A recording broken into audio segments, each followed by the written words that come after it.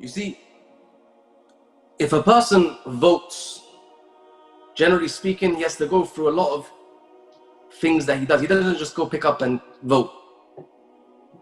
He knows what he's voting for. And in UK especially, Wallahu alam, in UK especially, everyone knows what voting is. Like, it's something very clear for a lot of people. As for those who don't understand language, or the uncles and the aunties who are older than us and they don't know these things, yes, of course, it's better to explain to them. But generally speaking, the people that I've spoken to, when I speak to them regarding these issues, they know the meaning of it. Now, if you know what you're doing, you know specifically this is what they legislate, laws, etc., and then there's no excuse for this. But this, inshallah ta'ala, maybe needs a good write-up for people to understand what the real ruling is and to explain it in detail. But generally, if you vote knowing what you're doing, then you've disbelieved in Allah subhanahu wa ta'ala.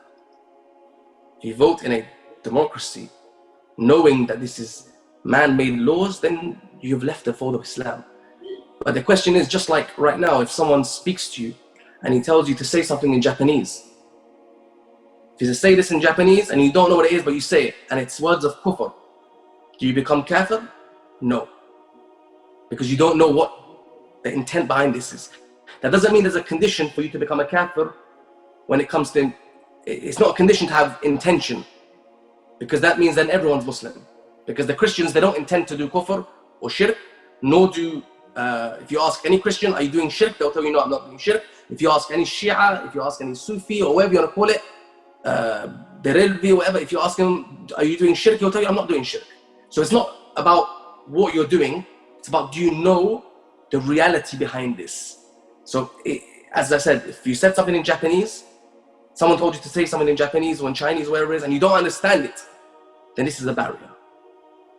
Now the question is, does that fit in with our time with voting or not?